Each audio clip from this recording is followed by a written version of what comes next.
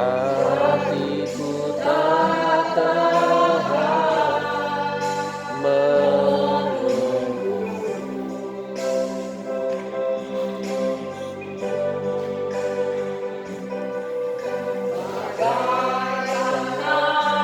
Bersama menanti datangnya hujan.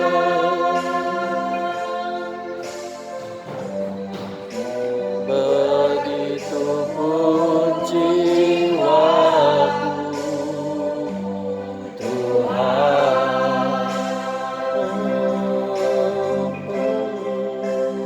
hanya Engkau, Yesus pribadi yang mengenal hatiku.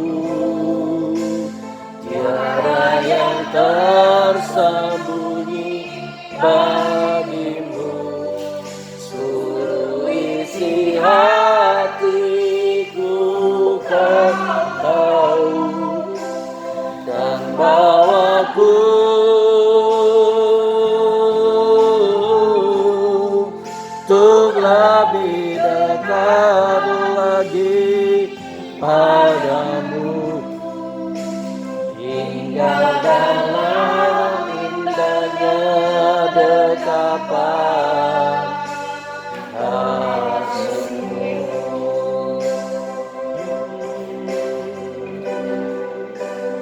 Hanya Engkau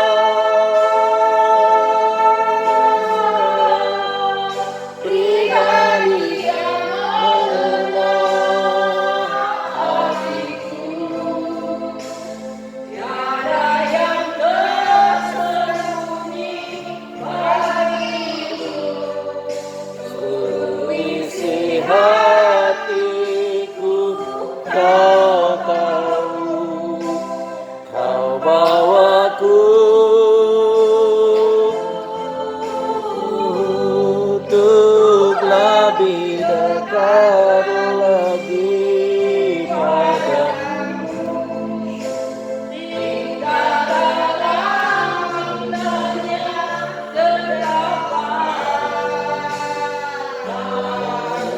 Tinggal dalam indahnya, tinggal dalam indahnya dekapan kasih-Mu. Tinggal dalam indahnya, tinggal dalam indahnya dekapan kasih-Mu.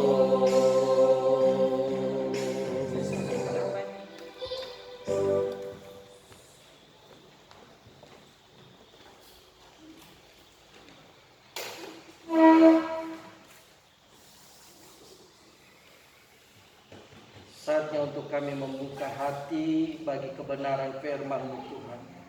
Saatnya bagi kami untuk membuka telinga.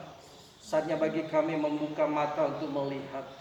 Dan saatnya Engkau memberkati kami, mengajar kami, menegur kami, mengarahkan kami dengan firman-Mu.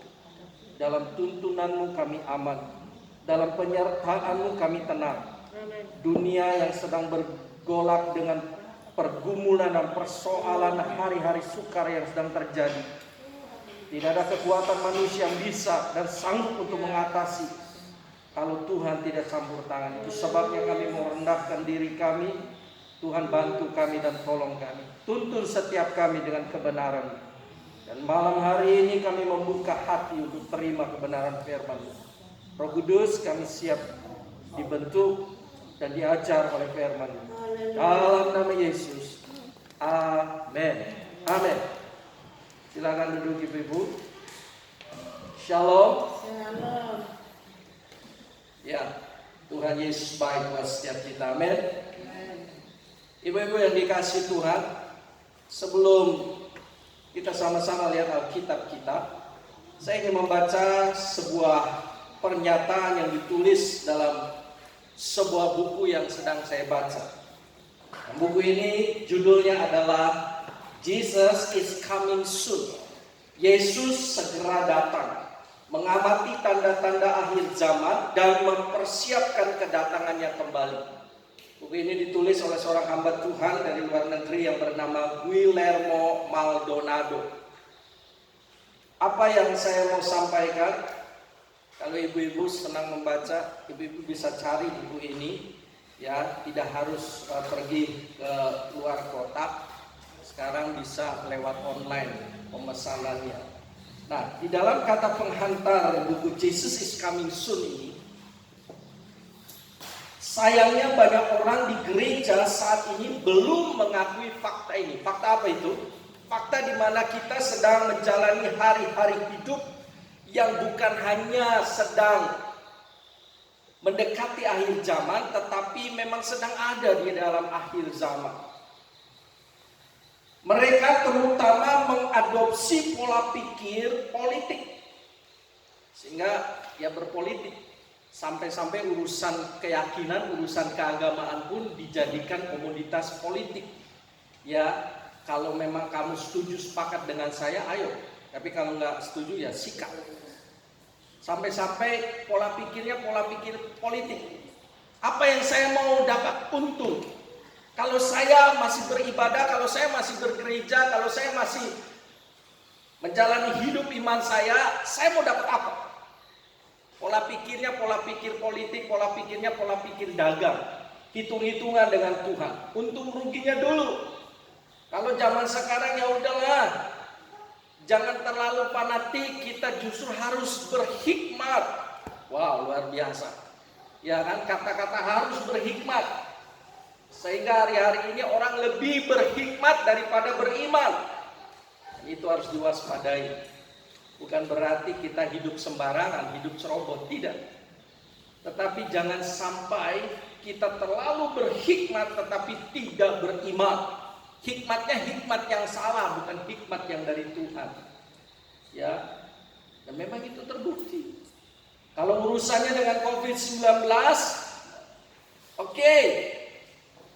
Sekarang pertanyaannya, orang-orang yang terpapar apakah orang-orang yang jorok, yang hidupnya sembarangan? Tidak. Kalau dikatakan bahwa orang yang terpapar itu ya memang hidupnya sembarangan, hidupnya jorok, siapa bilang? Para dokter juga terpapar, meninggal dunia. Apakah dokter jorok? Pola hidupnya saya percaya bisa lebih ya jaga-jaga daripada kita yang awal. Lalu kemudian ada hamba-hamba Tuhan, para pendeta juga terpapar bahkan meninggal dunia. Apakah kurang beriman? Nah, seringkali hal-hal yang seperti ini diperhadapkan, lalu muncul komentar-komentar, sehingga akhirnya banyak orang hidup lebih berhikmat daripada beriman. Dalam tanda kutip hikmatnya ya. Sehingga mereka lebih fokus jaga-jaga seolah-olah mereka mau hidup selamanya di dunia. Nggak masalah. Jaga-jaga itu harus, itu tanggung jawab kita. Tetapi jangan lebay, dalam istilah sekarang kan jangan lebay. Orang yang lebay itu kalau sekalinya kena, aduh, stresnya, depresinya itu berlebihan. Kenapa saya udah protek kok masih tetap? Ya kan? 2 kali protesnya daripada orang yang biasa saja. Mereka terutama mengadopsi pola pikir politik, mengendalikan solusi manusia untuk masalah dunia. Lebih fokusnya untuk urusan-urusan keduniawian. Mereka lupa bahwa dunia ini cuma sementara. Tetapi kekekalan itu tidak sementara. Akibatnya mereka kehilangan kerohanian mereka. Mereka tidak lagi berfokus pada Yesus Kristus dan kuasa Tuhan untuk menyelamatkan, menyembuhkan, dan membebaskan. Ini dikata penghantarnya. Jesus is coming soon. Yesus segera datang. Tanda-tandanya penggenapan nubuat firman Tuhan itu sedang terjadi. Hari-hari ini masa-masa yang sukar itu betul-betul terjadi. 10 tahun yang lalu tidak pernah bisa terprediksi, terbayangkan oleh manusia bahwa keadaan sekarang itu menggemparkan sekali. Ya kan? Nah sekarang satu-satunya yang kita mau buat, yang kita mau kerjakan, kalau kita nggak mau lari kepada Tuhan, kita mau lari kemana? Virus tidak kelihatan, tapi ingat Tuhan juga tidak kelihatan. Tapi orang lebih fokus pada virus yang tidak kelihatan daripada Tuhan yang tidak kelihatan. Dua ini tidak kelihatan. Tapi yang tidak kelihatan ini dua-duanya nyata. Dan bahkan Tuhan lebih nyata daripada virus. Saya tidak mengajarkan kita kalau begitu hidup sembarangan aja. Ya udah asal bodoh aja, enggak. Tapi mari kita menjadi orang yang kalau mau hidup berhikmat, hikmat yang benar. Bukan hikmat yang konyol, hikmat yang salah kaprah juga. Sehingga saking berhikmatnya melupakan hidup beriman. Apa maksudnya? Ya mereka bisa untuk sesuatu yang lain. Kenapa untuk mendekat kepada Tuhan? Waktunya semakin dikurangi. Ibu-ibu yang dikasih Tuhan, memang kedengarannya sedikit ekstrim apa yang saya nyatakan. Tapi cobalah cek sekarang. Penampian itu sedang terjadi. Mana lalang, mana gandum sedang terjadi. Banyak orang bisa sukses. Gampang sukses itu. Gampang dalam pengertian banyak orang yang bisa sukses. Materinya bertambah. Kedudukannya naik. Tetapi hidupnya jauh daripada Tuhan. Jauh daripada kedekatan dengan Tuhan. Persoalannya sekarang ketika mereka dapat semuanya itu, lalu Tuhan dijauhi. Dan ketika masa-masa akhir hidupnya selesai, kemana materi? Kemana jabatan? Kemana semua kemewahan dan kegemilangan duniawinya? Ditinggal. Ku tak membawa apapun juga, saat ku datang ke dunia, ku tinggal semua. Ku tinggal semua. Udah capek-capek ngumpulin juga ditinggalin. Nggak bisa kita protes, Tuhan bawa satu aja ya. Ya paling tidak permata aja satu gitu. Buat kenang-kenangan di surga nanti. Ngapain buat kenang-kenangan? Kita mengatakan lantai di surga itu dari emas. Emas diinjak-injak. Ngapain bawa permata? Buat kenang-kenangan Tuhan di surga. Bahwa saya punya permata di bumi. Ngapain? Emas diinjak-injak di surga. Temboknya justru juga dari batu-batu permata. Ya, ibu-ibu yang dikasih Tuhan, dekat dengan Tuhan. Sekarang mari kita buka Alkitab kita dalam kitab Rut. Rut pasal yang pertama. Mari kita lihat Rut pasal yang pertama. Kita lihat dulu jalan ceritanya dalam Rut pasal yang pertama, ayat yang pertama sampai ayat yang ke-6 lebih dulu. Rut dan Naomi. Pada zaman para hakim memerintah, ada kelaparan di tanah Israel. Lalu pergilah seorang dari Bethlehem Yehuda beserta istrinya dan kedua anaknya laki-laki ke daerah Moab untuk menetap di sana sebagai orang asing. Nama orang itu ialah Elimelek, nama istrinya Naomi, dan nama kedua anaknya Mahlon dan Kilion. Semuanya orang-orang Efrata dan dari Bethlehem, Yehuda. Dan setelah sampai ke daerah Moab, diamlah mereka di sana. Kemudian matilah Elimelek, suami Naomi, sehingga perempuan itu tertinggal dengan kedua anaknya. Keduanya mengambil perempuan Moab. Yang pertama bernama Orpa, yang kedua bernama Rut. Dan mereka diam di situ kira-kira 10 tahun lamanya. Lalu matilah juga keduanya, yakni Mahlon dan Kilion, sehingga perempuan itu kehilangan kedua anaknya dan suaminya. Kemudian berkemaslah ia dengan kedua menantunya dan ia pulang dari daerah Moab, sebab di daerah Moab ia mendengar bahwa Tuhan telah memperhatikan umatnya dan memberikan makanan kepada mereka. Keluarga Elimelek punya istri namanya Naomi. Dan mereka dikaruniai 2 orang anak, namanya Mahlon dan Kilion. Lalu terjadi sebuah peristiwa di tempat tinggal mereka, di Bethlehem, Yehuda itu. Peristiwa apa? Peristiwa kelaparan. Jadi mulai datang masa kesusahan, masa kesukaran, kesulitan. Duit banyak tapi kalau nggak bisa makan, enak nggak Bu? Tetap nggak enak kan? Duitnya banyak nggak bisa beli apa-apa, buat apa? Masa kelaparan, dihajar kebutuhan pokok yang seharusnya bisa tercukupi, terpenuhi, tapi harus hilang karena adanya masa kelaparan, kesusahan, sulit. Dan biasanya ketika kesulitan kesukaran datang, insting manusiawi dari setiap manusia adalah berusaha untuk keluar dan mencari tempat yang membawa kenyamanan. Dan itu sudah pasti. Kalaupun kita ada pada masa itu, saya percaya kita sendiri pun akan melakukan tindakan supaya bisa mengatasi kelaparan itu. Kalau terus tinggal di sini, mati kita. Yuk kita cari tempat lain yang bisa menjamin. Dan keluarga Elimelek ini, mereka cari tempat, cari satu daerah di mana tidak terjadi kelaparan. Daerah mana itu? Moab. Dari Bethlehem, mereka harus keluar meninggalkan tempat mereka, kediaman mereka ke Moab. Ibu-ibu, perhatikan di sini, ada sesuatu yang sangat menyedihkan. Kalau kita belajar Alkitab, Bethlehem itu artinya rumah roti. Rumah roti. Dengan kata lain, seharusnya di Bethlehem ada tersedia roti. Harusnya ada makanan.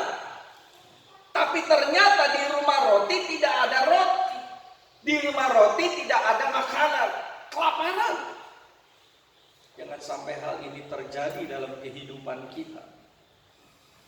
Kita disebut orang percaya, orang yang beriman, tapi justru nggak punya iman, nggak punya kepercayaan. Seharusnya dalam diri kita ada sesuatu yang bisa membawa hal yang mengenyangkan, tapi justru kekosongan yang terjadi. Di Bethlehem harusnya ada roti, rumah roti, tetapi tidak ada roti, kelaparan. Keluarga ini harus keluar ke daerah Moab. Moab itu daerah, bukan daerah orang Israel. Moab adalah satu daerah yang pada masa itu penyembahannya adalah kepada dewa, kepada berhala. Dan mereka harus mau nggak mau, ya udah nggak apa-apa lah, kompromilah mereka di situ. Nah, biasanya kalau manusia udah ada dalam kesusahan, gampang untuk kompromi kalau yang datang menawarkan solusi. Betul nggak? Kalau saya lagi susah nih, Andrianus lagi susah, tiba-tiba ada orang yang nawarin bantuan, pertolongan, karena udah gak ada yang bisa nolong. Tiba-tiba ada orang yang datang membawa tawaran untuk memberikan pertolongan, memberikan bantuan, tapi dengan satu syarat yang biasanya nggak gratis. Syaratnya ya untuk urusan iman, untuk urusan keyakinan kamu jangan pakai ya, kamu jangan bawa ya. Orang lebih rela nggak untuk ya udahlah nggak apa-apa, yang penting saya terima jawaban, saya terima bantuan, saya terima pertolongan. Banyak orang teguh dengan prinsip imannya atau justru kompromi dengan prinsip iman. Banyaknya kompromi. Nah, keluarga Elimelek ini harus tinggal di Moab, satu daerah yang penyembahannya tidak sama dengan bangsa Israel. Kehidupan mereka harus ada di tengah lingkungan bangsa kafir. Tapi ya udahlah, gak apa-apa, yang penting kita gak kelaparan. Nah, kita perlu waspada untuk hal ini. Jangan sampai iman kita gadaikan demi sebuah kebutuhan kita. Hari-hari ini akan terjadi. Zaman Covid udah zaman susah nih. Orang banyak di PHK. Orang banyak mengalami keadaan kolaps. Ya, bisnis nggak seperti dulu, kerjaan nggak seperti dulu. Gimana nih? Masa yang sukar sedang terjadi. Di tengah kesukaran tiba-tiba ada tawaran. Kamu mau dapat kelegaan? Tapi kelegaan itu bukan dari Tuhan. Memang bisa mendatangkan rasa nyaman, rasa aman. Tapi sementara. Kenapa? Seenak-enaknya dunia ini tetap sementara. Setuju nggak, Bu? Kalau nggak setuju ya berarti kita beda prinsip. Karena prinsip saya belajar di Alkitab, seenak apapun dunia sementara, senyaman apapun dunia sementara. Elimelek keluar dari Bethlehem masuk di daerah Moab. Mereka kelaparan nggak? Tidak. Berapa lama? 10 tahun. Berarti ada batas. Ada batas. Mereka tinggal 10 tahun. Lalu setelah 10 tahun itu apa yang terjadi tadi dari ayat bacaan kita? Naomi merasakan bahwa bisa bebas dari kelaparan dengan keluarganya. Tapi begitu tiba di daerah Moab, tidak berapa lama siapa yang mati? Suaminya mati, Elimelek. Kehilangan tulang punggung keluarga. Terus Elimelek suaminya mati. Cukup sampai di situ? Tidak. Anaknya Mahlon dan Kilion 10 tahun di daerah Moab. Mereka akhirnya juga ya udahlah. Mereka juga menikah dengan orang Moab. Siapa yang dinikahi Mahlon dan Kilion? Orpa dan Naomi. Jadi Kilion, Mahlon dan Mahlon dan Kilion, Naomi itu mamanya ya. Mahlon dan Kilion ini nikah dengan Orpa dan Ruth. Mereka 10 tahun bisa. Tetapi dalam keadaan bebas dari kelaparan, mereka tidak dikarunia anak. Tidak ada generasi penerus. Kira-kira, Bu, biasanya orang membangun kehidupan keluarga yang paling didambakan apa? Anak, keturunan, betul? Generasi. Tapi ternyata mereka kehilangan generasi. Udah gak bisa. Bebas dari kelaparan. Tapi persoalan lain menghampiri. Suaminya mati. Setelah itu anak. Naomi pikir, ya udahlah kalau suami mati masih ada anak. Ada Mahlon, ada Kilion. Tapi apa yang terjadi? Mahlon dan Kilion mati. Terus 3 janda. Jadi sudah ada 3 janda. Yang pertama 1 jandanya, Naomi. Lalu kemudian Mahlon dan Kilion mati, jadi tinggal 3 janda. Charlie Angel. 3 janda. Udah gak punya nih tulang punggung harapan. Kalau mereka punya anak, mungkin masih mengharapkan, gak apa-apa ada anak. Tapi udah gak ada anak. Mereka bebas dari kelaparan, tapi lihat, mereka masuk di penderitaan yang lain. Pelajarannya apa? Ya, Bu, kemanapun kita lari, kalau tidak tetap di dalam Tuhan, habis. Ya zaman susah, oke. Tapi dalam kesusahan ini jangan lari menjauh dari Tuhan. Harusnya lari mendekat kepada Tuhan. Justru mereka lari jauh. Harusnya, ya, tapi kan kalau di Bethlehem terus mau makan apa? Logis, pikiran sehat. Iya, benar sih, akal sehat manusia sih logis, wajar. Lagi kelaparan, lu mau mati kelaparan. Kalau lu mau mati, lu tinggal di sini. Gua nggak mau di sini, gua mau keluar. Cik atuh mikir, gitu. Ya kan, cik atuh mikir. Lu mau mati? Kalau udah urusan persoalan kematian, persoalan kebutuhan hidup, manusia gampang untuk goncang. Ya, kalau untuk urusan jabatan mungkin masih bisa bertahan. Tapi kalau urusan udah urusan perut, urusan kehidupan, susah, nggak gampang untuk bisa bertahan. Bahkan iman pun bisa dilepas, asal kau bisa hidup. Hidup sih, tapi berapa lama hidup di dunia ini? Standar kehidupan manusia di dunia sekarang kira-kira Bu, kalau menurut ibu-ibu standar hidup manusia sampai umur berapa sih sekarang? Bisa sampai 100 lebih, Guinness of Record. Kalau 100 lebih, Guinness of Record, kita masuk catatan rekor. Kenapa? Udah langka manusia bisa hidup 100 tahun lebih. Kalaupun bisa, tetap kan batasnya ada 100 berapa. Lalu udah melewati batas itu kemana? Ya tambah lagi lah. Emangnya permainan video game kayak Mario Bros, dapat jamu tambah nyawa, dapat jamu tambah nyawa. Ini bukan permainan video game. Mereka bebas, lepas dari kelaparan, tapi masuk dalam persoalan kesusahan yang lain. Sehingga ini yang membuat Naomi akhirnya depresi. Naomi sampai putus asa. Tahukah ibu-ibu arti nama Naomi itu apa? Naomi itu arti namanya manis. Orang Israel kalau ngasih nama itu punya arti. Saya percaya setiap orang tua kita memberi nama kepada kita, pasti mereka mengharapkan sesuatu terjadi dalam kehidupan kita sesuai dengan nama kita. Tapi nama saya artinya apa? Ya tanyalah sama orang tua gitu tadi sampai ngasih nama. Orang tua juga nggak tahu, tiba-tiba lihat sinetron gitu kan.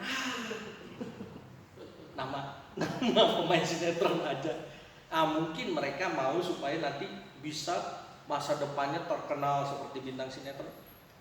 Kita nggak tahu. Tapi ada juga yang memang kasih nama semunculnya di pikiran. Ada satu suku di Indonesia yang kalau mereka mau melahirkan belum dapat nama, yang muncul pertama. Kalau itu yang muncul adalah produk sabun, pakai nama produk sabun. Kalau yang muncul adalah produk kendaraan roda 4, misalnya Mitsubishi, kasih nama Mitsubishi. Kelihatannya mungkin kita ketawa ya, tapi ada loh suku di Indonesia yang seperti itu. Suku apa saya nggak mau sebut. Ya, jangan, itu nanti menyalahi aturan. Ya, apalagi nanti kalau disiarkan langsung, waduh, repot sudah. Mahlon dan Kilion mati, sehingga akhirnya 3 janda yang tinggal.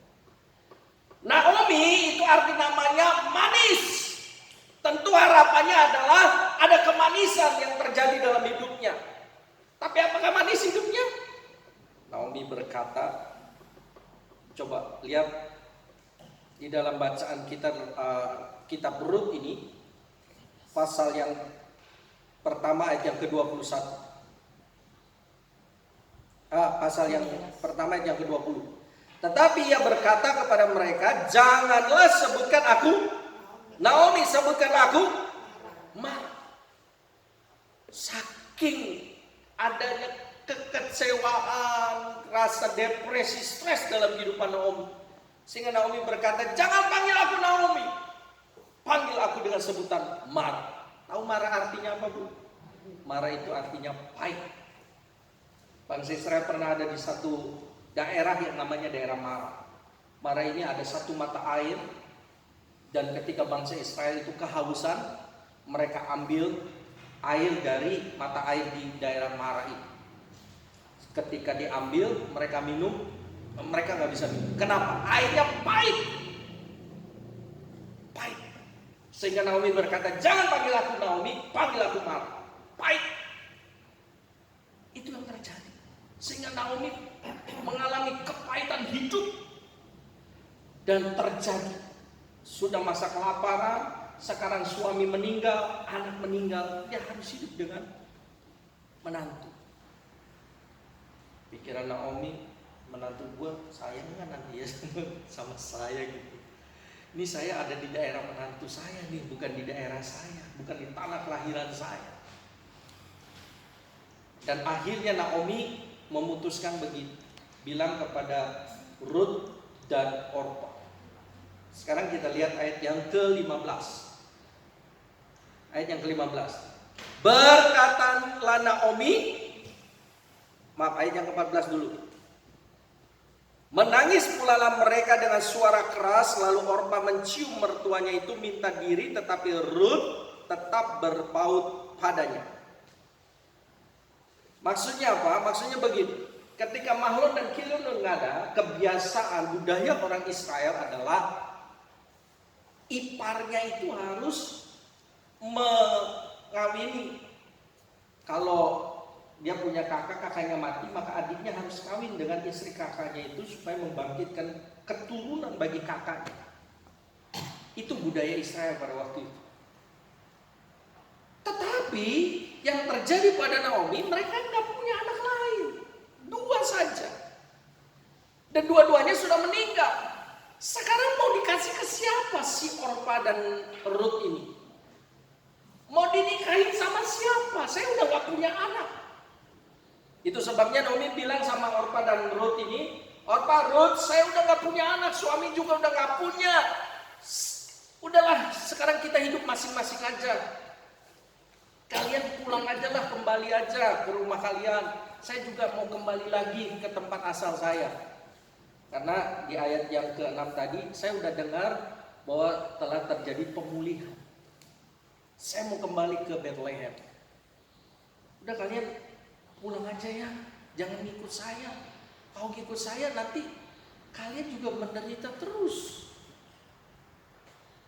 Apa yang terjadi? Ayat yang ke-15.